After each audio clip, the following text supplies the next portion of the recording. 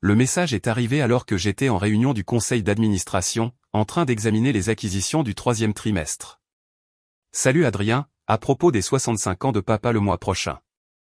La fête est au cercle nautique de la baie. Chloé a invité son président-directeur général et quelques amis du travail. Étant donné ta situation, il vaut peut-être mieux que tu ne viennes pas. Ton titre de poste serait gênant sur les photos. Tu comprends? Je fixai le message de mon frère aîné, Thomas, pendant un long moment. Autour de la table de conférence, mon équipe de direction attendait ma réponse à la présentation du directeur financier, mais j'étais resté silencieux. Adrien. Sophie Dubois, notre directrice de la stratégie, semblait préoccupée. Tout va bien? Bien, dis-je en posant mon téléphone face contre table. Désolé. Continuez. Mais je n'allais pas bien. Je pensais à mon titre de poste et à la façon dont il était censé embarrasser ma famille à la fête d'anniversaire de mon propre père. Après la réunion, je me suis assis seul dans mon bureau d'angle 32e étage, vue panoramique sur la Seine, mobilier italien sur mesure et j'ai relu le message de Thomas. Ma situation. Mon titre de poste. J'étais un agent d'entretien. C'est ce que ma famille pensait, en tout cas.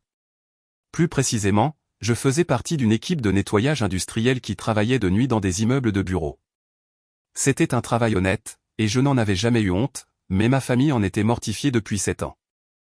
Ce qu'ils ne savaient pas, c'est que je possédais l'entreprise de nettoyage, avec ses 17 agences réparties sur 3 régions, ainsi que la société de gestion immobilière qui gérait 42 immeubles commerciaux, et le portefeuille d'investissements immobiliers d'une valeur de 320 millions d'euros. Mais bien sûr, mon titre de poste serait embarrassant.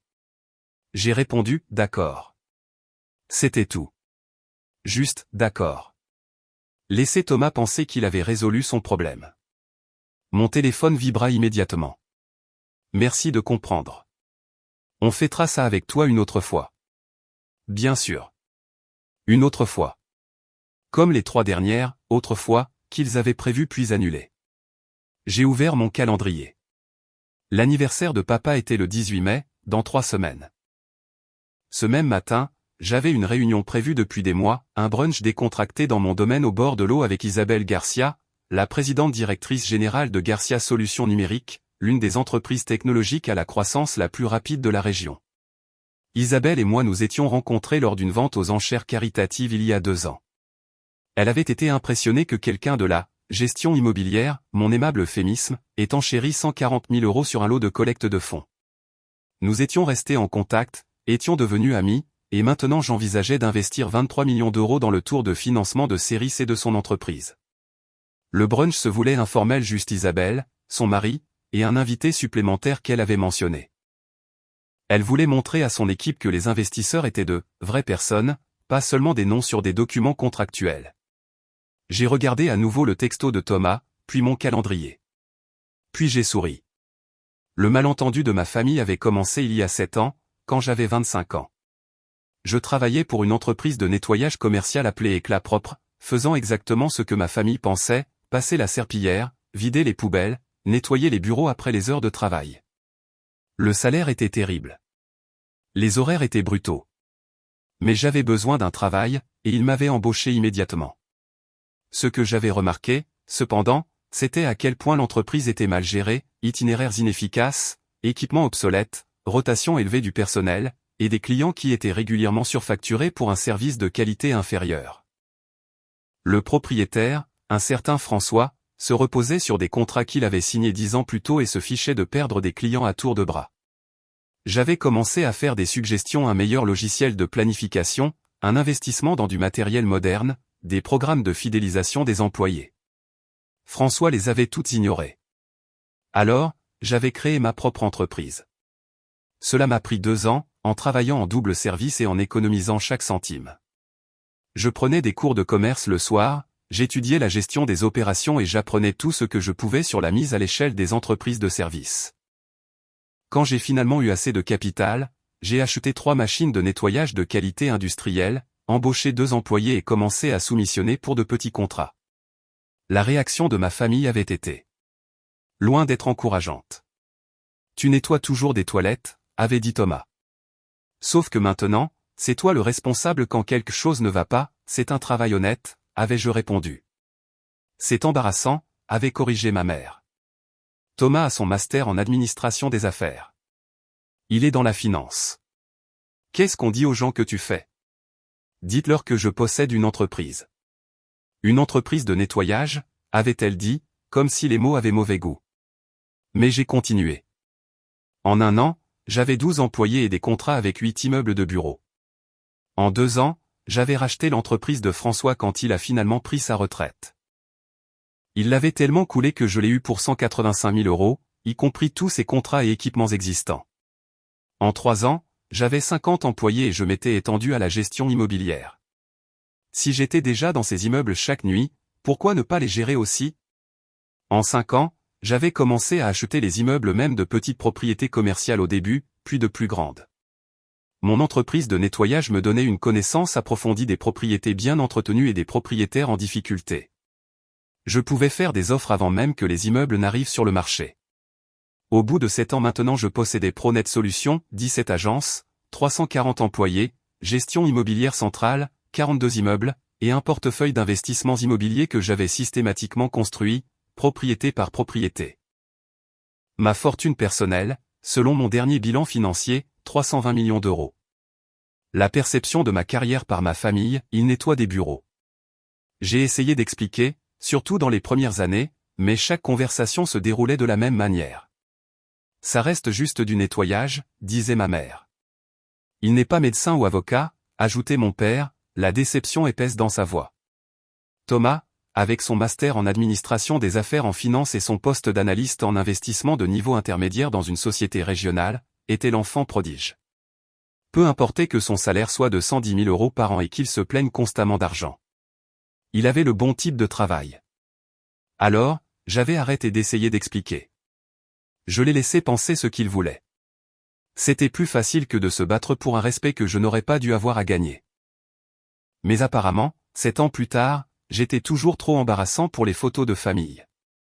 La matinée du 18 mai était parfaite. Ciel dégagé, légère brise, température avoisinant les 20 degrés Celsius. Mon domaine s'étendait sur 1,5 hectare de terrain au bord de l'eau, avec une maison principale, une maison d'amis et un quai où mon yacht de 12 mètres était amarré. J'avais acheté la propriété il y a 2 ans pour 8 millions d'euros. La maison était une ruine, le propriétaire précédent l'avait laissé se dégrader gravement. Mais je l'avais rénovée moi-même, ou plutôt, j'avais supervisé chaque détail de la rénovation. Quand on possède des sociétés de gestion immobilière, on apprend quels entrepreneurs valent vraiment leur prix. Maintenant, elle était magnifique, moderne mais chaleureuse, des baies vitrées du sol au plafond donnant sur l'eau, une cuisine de chef, une piscine à débordement, des jardins paysagers. J'y avais organisé exactement 3 événements. Je n'étais pas très porté sur les réceptions, mais aujourd'hui semblait être le bon jour. Isabelle devait arriver à 11 h. J'avais fait appel à un traiteur, rien d'ostentatoire, juste de l'excellente nourriture et j'avais fait installer la terrasse pour dîner avec vue sur l'eau. À 10h47, mon téléphone vibra. C'était Isabelle. En retard de 3 minutes. Embouteillage au pont. Mon invité est très excité de te rencontrer. J'ai souri et répondu, pas de problème. À bientôt. À 10h53, j'ai entendu des voitures dans l'allée. Je me suis dirigé vers l'entrée principale et j'ai ouvert la porte. Isabelle sortait d'une Tesla, l'air professionnel décontracté en pantalon et blazer. Son mari, Michel, est sorti du côté passager, et de la banquette arrière est descendue une femme que j'ai immédiatement reconnue, Chloé, la femme de mon frère. Elle a levé les yeux vers la maison, ma maison avec de grands yeux, clairement impressionnée. Puis elle s'est tournée vers la porte, m'a vu debout là, et s'est figée complètement. Adrien. Sa voix sortit à peine comme un murmure. Salut, Chloé, je gardais un ton amical et neutre. Bienvenue. Isabelle nous regarda, confuse.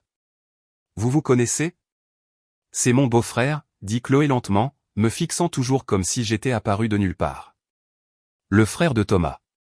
Mais je ne sais. Elle regarda à nouveau la maison, l'allée circulaire avec la fontaine, le paysage impeccable. Tu vis ici?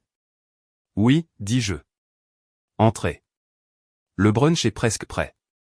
Isabelle assemblait les pièces du puzzle. Attends, Adrien, tu as dit que tu avais de la famille dans la région, mais tu n'as pas mentionné. Elle regarda Chloé. C'est tellement improbable. Quelles sont les chances? Oui, dit Chloé faiblement. Quelles sont les chances? Je me suis écarté, les invitant à entrer. Isabelle et Michel sont entrés facilement, admirant le hall d'entrée avec son art moderne et ses sols en marbre. Chloé suivit lentement, comme si elle marchait dans un rêve. C'est incroyable, dit Michel en levant les yeux vers le plafond voûté. Depuis combien de temps vis-tu ici? 2 ans. Elle avait besoin d'une rénovation complète quand je l'ai achetée, mais ça en valait la peine. Tu as acheté, commença Chloé, puis elle s'arrêta. Je suis désolée, je suis juste confuse. Thomas a dit que tu travaillais dans le nettoyage. C'est le cas, dis-je agréablement. Je possède une entreprise de nettoyage industriel. Également une société de gestion immobilière. Et j'investis dans l'immobilier, c'est comme ça que j'ai rencontré Isabelle. Nous discutons d'un investissement potentiel dans son entreprise. Isabelle sourit. Adrien est modeste. Il est sur le point de signer un chèque de 23 millions d'euros pour notre tour de financement de série C, Chloé vacilla littéralement. Michel lui attrapa le coude. Ça va, Chloé? J'ai besoin de m'asseoir, dit-elle. Je les ai conduits jusqu'à la terrasse. Les traiteurs s'étaient surpassés. La table était magnifiquement dressée, avec vue sur l'eau où mon yacht se balançait doucement au quai. C'est ton bateau? Demanda Michel. Oui, rien de trop fou. Juste un 12 mètres. Idéal pour les week-ends. Juste un 12 mètres? Isabelle rit. Adrien, arrête d'être humble. Ce truc a coûté plus cher que la plupart des maisons. Chloé s'effondra sur une chaise et sortit son téléphone. Ses doigts tremblaient alors qu'elle tapait quelque chose. Je pouvais deviner à qui elle envoyait un message. Le brunch était délicieux, mais je l'ai à peine goûté. J'étais trop occupé à regarder Chloé digérer sa nouvelle réalité. Isabelle et Michel étaient des invités faciles. Ils ont posé des questions sur la rénovation, admiré la vue et discuté de l'investissement potentiel avec un enthousiasme sincère. Isabelle avait bâti son entreprise à partir de rien, tout comme moi, et nous nous comprenions. Chloé continuait de regarder autour d'elle comme si elle cataloguait tout, le mobilier sur mesure, les œuvres d'art sur les murs, la piscine à débordement visible à travers les fenêtres, le yacht. Chaque détail qui criait l'argent. Alors, Adrien, dit Isabelle après son deuxième mimosa, Chloé me dit qu'elle travaille dans ton département des ressources humaines. Le monde est petit. Comment vous êtes-vous rencontrés? Thomas et moi sommes ensemble depuis 8 ans, dit Chloé doucement, mariés depuis 5 ans. Mais Adrien et moi nous sommes à peine parlé. Les réunions de famille ont toujours été brèves. Des emplois du temps chargés, dis-je diplomatiquement. C'est ça, dit Chloé. Des emplois du temps chargés. Son téléphone vibra. Elle y jeta un coup d'œil et son visage devint pâle. Tout va bien? Demanda Isabelle. Bien. Mon mari. Il est à la fête d'anniversaire de son père. Elle me regarda. Celle qui a lieu en ce moment même au cercle nautique de la baie. Oh, c'est aujourd'hui, dis-je d'un ton léger. J'avais oublié. Tu avais oublié, répéta Chloé. Des emplois du temps chargés, dis-je à nouveau en prenant une gorgée de café. Isabelle commençait à sentir la tension. Eh bien, je suis contente que l'emploi du temps ait fonctionné pour aujourd'hui. Adrien, je voulais te poser une question sur ton approche de la gestion immobilière. Chloé a mentionné que tu avais pas mal d'immeubles. 42 propriétés commerciales, dis-je. Principalement des immeubles de bureaux de taille moyenne, quelques espaces commerciaux. L'entreprise de nettoyage et la gestion immobilière fonctionnent bien ensemble. Je peux proposer des offres groupées, ce que les clients apprécient. Intégration verticale intelligente, nota Michel. Tu captures de la valeur à plusieurs points de la chaîne. Exactement. De plus, être dans les immeubles chaque nuit me donne un aperçu des problèmes d'entretien, de la satisfaction des locataires, des problèmes potentiels. Quand j'envisage d'acheter une propriété, je sais déjà tout sur son fonctionnement. Brillant, dit Isabelle. Et le portefeuille immobilier? Comment t'y es-tu mis? J'ai commencé petit. Une propriété, puis une autre. J'ai réinvesti les bénéfices, utilisé l'effet de levier avec prudence. Au bout d'un moment, le portefeuille se construit tout seul. Il fait croire que c'est facile, dit Isabelle à Chloé. Ça ne l'est pas. La plupart des gens avec son parcours n'auraient pas vu l'opportunité, et encore moins ne l'auraient saisi. Son parcours, dit Chloé lentement. Tu veux dire nettoyer des bureaux? Je veux dire partir de rien, corrigea Isabelle. Adrien m'a dit qu'il travaillait de nuit, économisait chaque euro, apprenait par lui-même la gestion des opérations. Cela demande de la discipline et de la vision. La plupart des gens se plaignent simplement de leur situation. Adrien a changé la sienne. Chloé resta silencieuse un long moment. Puis, Thomas a dit que tu avais honte de ton travail. Que tu n'aimais pas en parler. C'est bien ça, dit-elle. C'est pour ça que tu ne venais jamais aux événements familiaux parce que tu te sentais inférieur. Je posais ma tasse de café avec précaution. C'est une interprétation intéressante. Quelle est la vraie raison? Demanda-t-elle. Isabelle et Michel s'étaient immobilisés, sentant que c'était plus important qu'ils ne l'avaient réalisé. J'ai arrêté de venir, dis-je doucement, parce qu'à chaque fois que je le faisais, quelqu'un faisait un commentaire sur ma situation, mon travail. Sur le fait que j'aurais dû aller à l'université, avoir une vraie carrière, faire quelque chose pour rendre la famille fière. Au bout d'un moment, c'était plus simple de ne pas être là. Mais tu construisais tout ça, Chloé fit un geste vers la terrasse, la maison, la vue.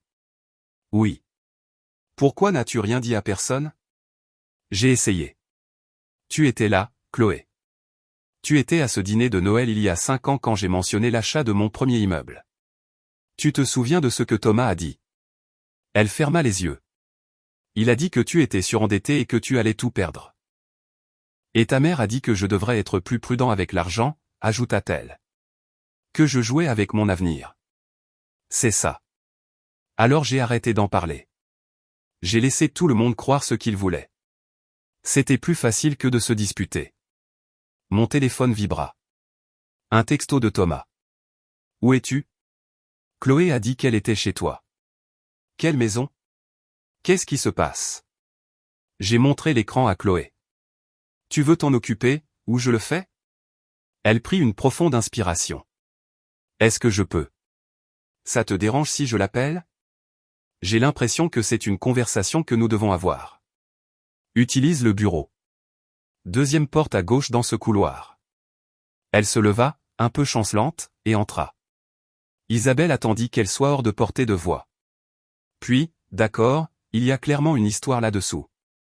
Ma famille n'approuvait pas mes choix de carrière, dis-je simplement.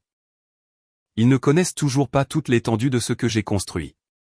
Depuis environ 20 minutes, Chloé est la première à le savoir. Le frère qui est à la fête d'anniversaire, dit Michel, il ne sait pas? Non. Il m'a envoyé un texto il y a 3 semaines pour me désinviter parce que mon titre de poste serait embarrassant sur les photos. Mon Dieu, dit Isabelle. Pas étonnant que tu sois si discret sur ta vie personnelle. C'est plus simple comme ça. Vraiment, demanda-t-elle doucement. Je te connais depuis 2 ans, Adrien. Tu es brillant, tu as réussi, tu es sincèrement gentil, mais tu es aussi seul. Pas de partenaire, pas de relation familiale proche. Ce n'est pas durable. Dit la femme qui essaie de me faire investir 23 millions d'euros dans son entreprise, ai-je plaisanté. Je suis sérieuse. Tu ne peux pas construire un empire et n'avoir personne avec qui le partager. Avant que je puisse répondre, nous avons entendu des voix s'élever de l'intérieur de la maison. Chloé se disputait de manière audible avec quelqu'un Thomas, vraisemblablement. Je suis en train de le regarder, Thomas. Je suis assise sur sa terrasse. Il y a un yacht à son quai. La présidente directrice générale de mon entreprise est ici pour discuter d'un investissement de 23 millions d'euros. Tu m'as dit qu'il nettoyait des toilettes. Silence, puis, je me fiche de ce que tu pensais. Tu as désinvité ton propre frère de l'anniversaire de ton père parce que tu avais honte. De quoi? De qui? Il vaut plus que toute notre famille réunie. Plus de silence. Non, je n'exagère pas. Isabelle vient de me dire que son portefeuille immobilier à lui seul vaut plus de 300 millions d'euros. Thomas, nous vivons dans un appartement. Un appartement. Il a un domaine au bord de l'eau. Isabelle grimaça. Devrions-nous rentrer? Lui laisser son intimité? Probablement trop tard pour ça, dit Michel. Chloé apparut à l'embrasure de la porte, le visage rouge. Je suis tellement désolé. C'était incroyablement impoli de ma part. La famille, c'est compliqué, dis-je. Pas de jugement ici. Elle s'assit lourdement. Thomas est en route. Il a quitté la fête. La fête de ton père. Il est en panique. Je l'imagine. Adrien, je dois te demander quelque chose, et j'ai besoin que tu sois honnête. D'accord. M'as-tu invité ici exprès? Savais-tu que je serais l'invité d'Isabelle? Non, dis-je sincèrement. Isabelle m'a dit qu'elle amenait quelqu'un de son équipe, mais elle n'a pas dit qui. C'était une coïncidence. Mauvais timing, proposa Isabelle. Ou bon timing, selon la façon dont on voit les choses. Thomas va perdre la tête quand il arrivera ici, dit Chloé. Il a construit toute son identité sur le fait d'être le frère qui a réussi, celui avec le master en administration des affaires et le travail dans la finance. Et maintenant, ai-je terminé, maintenant il sait que ce n'est pas vrai. Ce n'est pas une question d'argent, dit-elle rapidement. C'est. Tu nous as laissé te traiter comme si tu étais inférieur, comme si tu n'avais rien accompli. Pourquoi? Parce que ce que j'avais accompli n'avait aucune importance pour vous de toute façon, dis-je. Le respect que je voulais, ce n'était pas une question d'argent. Il s'agissait d'accepter que mon chemin était différent mais tout aussi valable. Quand je commençais, quand je nettoyais vraiment des toilettes la nuit et que j'allais à des cours de commerce le jour, j'avais besoin que quelqu'un croie en moi. Vous avez tous clairement fait savoir que cela n'arriverait pas à moins que je ne me conforme à votre définition du succès. Alors, j'ai arrêté d'essayer. Mais tu as réussi quand même. Oui, j'ai réussi. Chloé regarda l'eau, le yacht, la piscine à débordement. J'ai la nausée. Toutes ces choses que Thomas a dites sur toi. Toutes les fois où nous t'avons exclu. Ce Noël où tu as essayé de nous parler de l'achat de l'immeuble. Thomas a ri. Il a vraiment ri et a dit que tu délirais. Je me souviens. Adrien, je suis tellement désolé. Avant que je puisse répondre, nous avons entendu des pneus sur le gravier. Une portière de voiture a claqué, des pas qui courent. Thomas a fait irruption sur la terrasse. Il était exactement comme la dernière fois que je l'avais vu 6 mois plus tôt, costume de marque, montre chère, certainement pas du niveau de Rolex, mais il essayait, cheveux soigneusement coiffés. Il avait l'air d'avoir réussi. Il ressemblait à quelqu'un qui avait sa place au cercle nautique de la baie. Il ne ressemblait pas à quelqu'un qui avait sa place sur cette terrasse. Mais qu'est-ce qui se passe, bon sang, demanda-t-il. Puis il vit Isabelle et Michel et tout le brunch, la mise en place du traiteur, le service professionnel. Ses yeux se sont posés sur le yacht, puis sur la maison derrière nous, puis sont revenus sur moi. Thomas, dis-je calmement. Tu manques la fête de papa. Chloé m'a appelé, dit-elle. Il sembla perdre le fil de ses pensées. Qu'est-ce que c'est que tout ça? Une réunion brunch, dis-je. Affaire. Affaire? Il regarda Isabelle. Qui êtes-vous? Isabelle Garcia, présidente directrice générale de Garcia Solutions Numériques. Elle tendit la main. Thomas la serra automatiquement. Je suis ici pour discuter d'une opportunité d'investissement avec Adrien. Investissement? Le visage de Thomas exprimait quelque chose de compliqué. Adrien n'a pas de capital d'investissement. Il travaille pour une entreprise de nettoyage. Je possède une entreprise de nettoyage, ai-je corrigé. Également une société de gestion immobilière et un portefeuille immobilier. Isabelle et moi discutons de mon investissement potentiel de 23 millions d'euros dans son tour de financement de série C, Thomas a carrément ri. 23 millions? C'est ça. Chloé a dit un truc fou au téléphone, mais j'ai cru qu'elle était confuse. Tu plaisantes. Je ne plaisante pas, Adrien nettoie des bureaux. J'emploie 340 personnes qui nettoient des bureaux, dis-je. Je gère 42 propriétés commerciales. J'en possède 17 en pleine propriété et j'ai des participations dans les autres. Le chiffre d'affaires de mon entreprise l'année dernière était de 44 millions d'euros. Ma fortune personnelle est d'environ 320 millions d'euros. D'autres questions? Le silence fut profond. Thomas regarda Chloé. C'est vrai? Très vrai, dit-elle doucement. Je suis ici depuis 2 heures, Thomas. Tout est vrai. Mais tu as dit. Tu as toujours dit. Il se tourna vers moi. Tu m'as dit que tu travaillais dans le nettoyage. Je travaille dans le nettoyage. J'ai bâti une entreprise dans le nettoyage. Tu as supposé que cela signifiait que j'étais pauvre. Je n'ai jamais dit ça. Tu n'as jamais dit que tu étais riche. M'aurais-tu cru, ai-je demandé. Il y a 5 ans, quand j'ai mentionné l'achat de ce premier immeuble, tu as ri et dit que je délirais. Qu'est-ce que j'étais censé dire? En fait, je suis en passe de valoir 9 chiffres. S'il te plaît, prends-moi au sérieux maintenant. Le visage de Thomas passa par plusieurs couleurs, du rouge au blanc, puis de nouveau au rouge. Tu m'as laissé. J'ai été. Oh mon Dieu, sais-tu combien de fois je t'ai proposé de t'aider? De t'organiser des entretiens d'embauche? Je t'ai trouvé une candidature pour notre service courrier.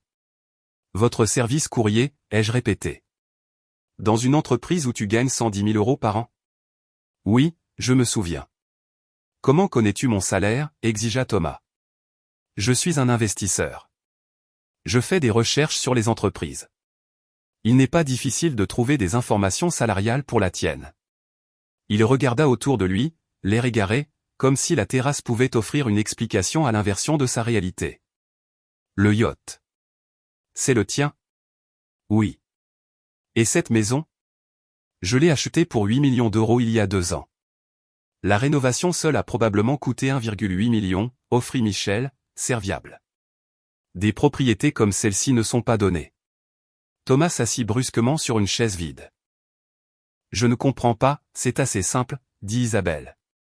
Son ton était gentil mais ferme. Ton frère a bâti une entreprise prospère pendant que tu étais occupé à être embarrassé par lui. Maintenant, il vaut beaucoup plus que ce que tu ne gagneras probablement jamais, et tu as du mal à l'accepter. Je ne suis pas. Je n'étais pas embarrassé. Tu l'as désinvité de l'anniversaire de votre père, dit Chloé.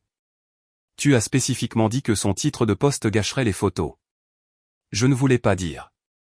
J'ai juste pensé. Thomas me regarda, impuissant. Tout le monde s'en moquait toujours.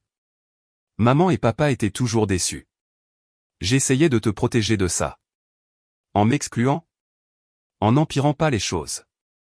Thomas, dis-je doucement, tu as empiré les choses à chaque fois que tu as traité mon travail comme quelque chose dont il fallait avoir honte. Chaque blague sur le nettoyage des toilettes.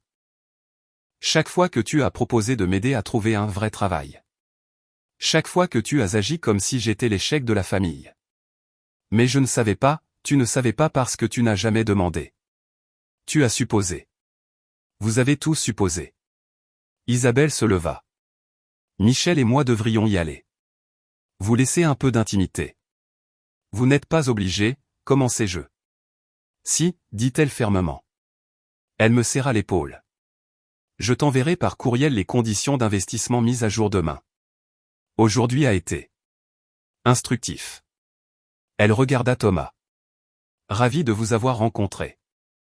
J'espère que vous arrangerez les choses avec votre frère. Il mérite mieux que la façon dont il a été traité. Isabelle et Michel sont partis. J'ai entendu leur voiture démarrer, le gravier crisser alors qu'ils s'éloignaient. Puis il n'y eut plus que moi, Thomas et Chloé sur la terrasse. Je dois le dire à papa, dit finalement Thomas. Et à maman. Ils sont toujours à la fête. Tout le monde demande où je suis passé. J'ai dit qu'il y avait une urgence. Il n'y en a pas, dis-je. Retourne y finit la fête. Comment le pourrais-je, après ça? Thomas, c'est le 65e anniversaire de papa. Ne le gâche pas parce que tu es en pleine crise existentielle à propos de ma fortune. Je t'ai désinvité, dit-il, de l'anniversaire de notre père. Parce que je pensais que tu étais une honte. Oh mon Dieu. Il mit sa tête dans ses mains. Chloé lui toucha doucement l'épaule. Nous l'avons tous les deux fait. J'étais d'accord avec toi. Elle me regarda. Nous pensions protéger l'image de la famille. Nous étions juste des snobs. Oui, dis-je. Vous l'étiez. Je suis désolé, dit Thomas. Adrien, je suis tellement désolé. Je sais que tu le es. Est-ce que je peux? Est-ce qu'on peut arranger ça? J'ai regardé mon frère, sincèrement bouleversé, assis sur ma terrasse, réalisant que chaque supposition sur laquelle il avait bâti son identité était fausse. Je ne sais pas, dis-je honnêtement. Tu as passé 7 ans à me traiter comme une déception. Ça fait beaucoup de dégâts. Je veux essayer. S'il te plaît, laisse-moi essayer. Tu devrais retourner à la fête de papa, dis-je. Dis-lui que je suis désolé d'avoir manqué ça. Une affaire s'est présentée. Viens avec moi, dit Thomas soudainement. Viens à la fête. Il n'est pas trop tard. Papa serait ravi de te voir. Thomas, s'il te plaît. Je sais que je n'ai aucun droit de demander, mais s'il te plaît, laisse-moi commencer à arranger les choses en amenant mon frère à l'anniversaire de notre père. J'ai regardé Chloé. Elle hocha la tête de manière encourageante. D'accord, dis-je. Donne-moi 20 minutes pour me changer. Le cercle nautique de la baie était exactement aussi prétentieux que je l'avais imaginé, service de voiturier, vue sur la marina, personnel en veste blanche, membres en blazer et tenue à thème nautique. La main de Thomas tremblait alors qu'il tendait ses clés au voiturier. Tout le monde va demander où je suis allé, dit-il. Qu'est-ce que je dis? Dis-leur la vérité, ai-je suggéré. Tu es parti chercher ton frère. Nous sommes entrés dans la salle à manger principale. Elle était décorée pour une fête, ballons, serpentins, une bannière qui disait « Joyeux 65e anniversaire, Raymond ». Mon père faisait la cour en bout de table, entouré d'amis et de famille. Ma mère nous a vus la première. Son visage passa de la confusion au choc en me voyant à côté de Thomas. Adrien. Elle se leva. Qu'est-ce que tu fais ici? Thomas a dit que tu ne pouvais pas venir. Mon emploi du temps s'est libéré, dis-je. Mon père se tourna, me vit, et son visage s'illumina. Quoi que ce fût de compliqué dans notre famille, papa avait toujours été sincèrement heureux de me voir, même s'il était déçu de ma carrière. Adrien, tu es venu. Il s'approcha et me serra dans ses bras. Je suis si content que tu sois là, mon fils. Joyeux anniversaire, papa. Mais je pensais. Thomas a dit. Changement de programme, interrompit Thomas. Je suis allé le chercher chez lui. À ton appartement, tu veux dire, dit maman. À sa maison, répéta Thomas. Son domaine au bord de l'eau avec le yacht. Adrien, montre-leur une photo. Thomas, commençai-je. Non, plus de cachotterie. Thomas sortit son téléphone, trouva une photo qu'il avait apparemment prise de ma maison depuis l'allée, et la montra à nos parents. La réaction fut gratifiante d'une manière mesquine dont je n'étais pas fier. La bouche de maman s'ouvrit en grand. Papa plissa les yeux vers l'écran comme s'il pouvait être faux. Ce n'est pas. Ça ne peut pas être. Maman me regarda. Adrien, où as-tu trouvé tout cet argent? J'ai bâti une entreprise, dis-je. Sur 7 ans. J'ai essayé de vous le dire, mais personne ne voulait écouter. Les tables voisines commençaient à prêter attention. Je sentais les regards se tourner dans notre direction. Quelle entreprise? Demanda papa. Nettoyage industriel, gestion immobilière, investissement immobilier. Mon entreprise a réalisé 44 millions d'euros de chiffre d'affaires l'année dernière. Quelqu'un à la table d'à côté halta. La nouvelle se répandait. 44 millions, répéta ma mère faiblement. Et sa fortune personnelle est d'environ 320 millions d'euros, ajouta Thomas. La maison seule a coûté 8 millions, plus les rénovations. Thomas, tu n'as pas besoin de... Si, j'en ai besoin, dit-il. Parce que c'est moi qui t'ai dit de ne pas venir aujourd'hui. J'ai dit que ton titre de poste serait embarrassant. J'avais tort. J'étais incroyablement, stupidement, dans l'erreur. Toute la salle à manger était devenue silencieuse. Tout le monde regardait notre drame familial se dérouler. Papa fixait toujours la photo. Tu possèdes ça? Oui. Et l'entreprise? Tu l'as créée toi-même? Il y a 7 ans.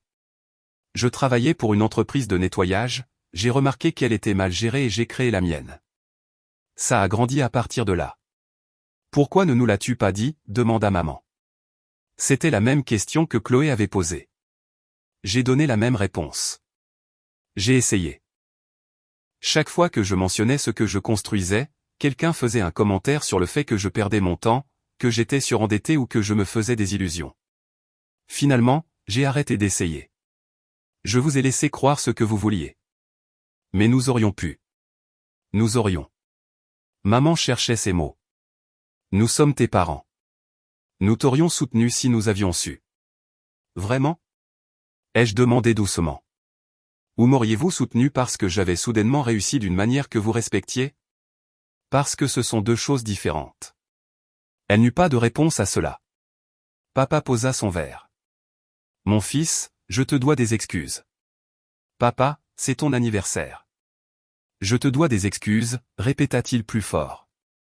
La salle était toujours silencieuse, tout le monde écoutait. J'ai passé 7 ans à être déçu que tu n'aies pas suivi un chemin traditionnel. Je voulais que tu obtiennes ton master en administration des affaires, que tu travailles dans une entreprise, que tu grimpes les échelons. Je pensais que c'était la seule façon de réussir. Il fit une pause, l'émotion épaisse dans sa voix. Mais tu as construit quelque chose. Tu as pris un risque, tu as travaillé comme un forcené, et tu as construit quelque chose de réel.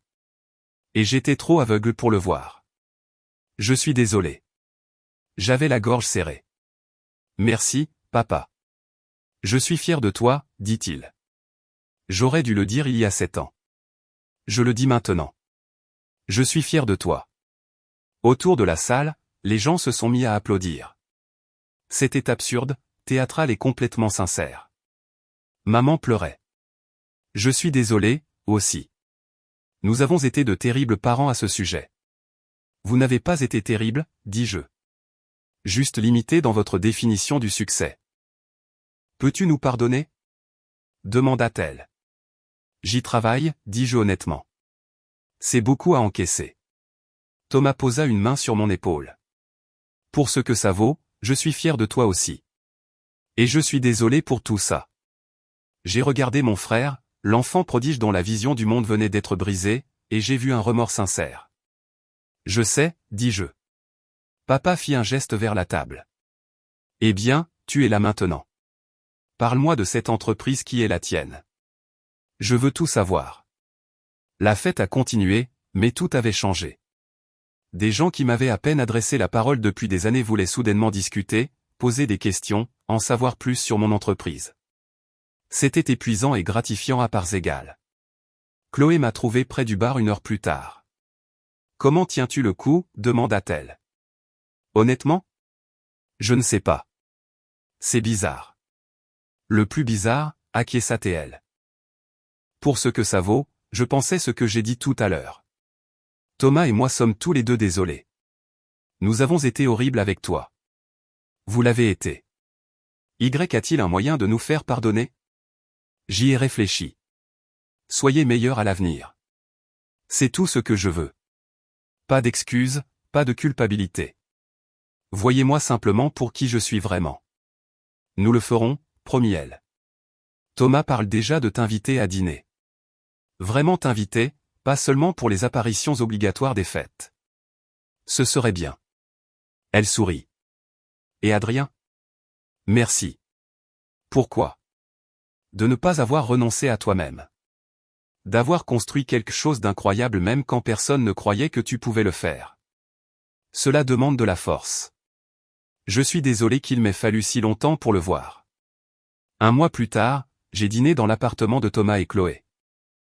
Il était plus petit qu'il ne l'aurait probablement souhaité, dans un immeuble que je possédais en fait, bien que je ne l'ai pas mentionné. Thomas a fait des pâtes, Chloé a ouvert du vin, et nous avons parlé comme une vraie famille pour la première fois depuis des années.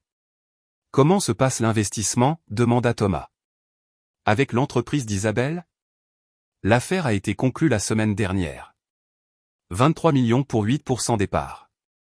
Ils font des choses formidables. C'est incroyable. Il hésita. Je peux te demander quelque chose? Bien sûr. Est-ce que tu me détestes? Pour la façon dont je t'ai traité? J'ai posé mon verre de vin. Non. Je suis déçu. Blessé, certainement. Mais pas de la haine. J'étais jaloux, admit-il. C'est ce que Chloé m'a aidé à réaliser. Tu as pris cet énorme risque, et ça a payé. J'ai pris le chemin sur master en administration des affaires, poste en entreprise, salaire stable et je m'en sors bien, mais tu t'en sors mieux que bien. Tu prospères. Et au lieu d'être heureux pour toi, je me suis dit que tu faisais quelque chose d'embarrassant pour pouvoir me sentir supérieur. C'est assez lucide, dis-je. Thérapie, intervint Chloé. J'ai commencé il y a 2 semaines. Thomas hocha la tête. Il s'avère que j'ai des choses à régler. N'est-ce pas notre cas à tous, dis-je. Nous avons parlé tard dans la soirée, et quand je suis parti, Thomas m'a serré fort dans ses bras. Je suis content que tu sois mon frère, dit-il. Et je suis désolé qu'il m'ait fallu si longtemps pour agir comme tel, moi aussi, dis-je. Et je le pensais. 6 mois après la fête d'anniversaire de papa, mes parents ont organisé le repas de la Toussaint. Toute la famille était là, Thomas et Chloé, ma sœur Camille et son mari, divers cousins, tantes et oncles. Tout le monde me traitait normalement, ce qui était à la fois merveilleux et surréaliste. Personne n'a fait de blagues sur le nettoyage des toilettes. Personne n'a proposé de m'aider à trouver un vrai travail. Ils m'ont simplement accepté. Après le dîner, papa m'a pris à part. J'ai réfléchi, dit-il, à ma retraite. J'aurai 66 ans l'année prochaine, et je suis prêt à ralentir. C'est super, papa. J'allais demander à Thomas de m'aider à planifier l'aspect financier, m'assurer que nous sommes bien installés, que les investissements sont correctement alloués. Il fit une pause. Mais honnêtement, je pense que tu serais meilleur à ça. Serais-tu d'accord pour jeter un œil à notre portefeuille? Un avis professionnel. C'était une petite chose, une demande d'aide, mais elle représentait quelque chose de plus grand, la confiance, le respect, la reconnaissance de ma véritable expertise. Je serais heureux de le faire, dis-je. Merci, mon fils. Il sourit. Je suis vraiment fier de toi. Je sais que je l'ai dit à la fête, mais je veux que tu saches que je le pense. Tu as construit quelque chose de remarquable. Merci, papa. Et Adrien, il me serra l'épaule, je suis désolé qu'il m'ait fallu si longtemps pour le voir. Cette nuit-là, en rentrant chez moi le long du front de mer, j'ai pensé au voyage. Cette année à être sous-estimée, rejetée, traitée comme une honte. Cette année à construire quelque chose malgré tout, à me prouver à la seule personne dont l'opinion comptait vraiment, moi. La validation faisait du bien. Voir ma famille enfin comprendre, enfin respecter ce que j'avais construit, ça aussi, ça faisait du bien. Mais ce qui faisait le plus de bien, c'était de savoir que je l'avais fait sans leur approbation. J'avais réussi parce que j'avais cru en moi, even when no one else did. Cela valait plus que n'importe quelle fortune, n'importe quel portefeuille immobilier, n'importe quel investissement. J'étais exactement celui que j'avais toujours voulu être, quelqu'un qui n'avait pas besoin de permission pour réussir.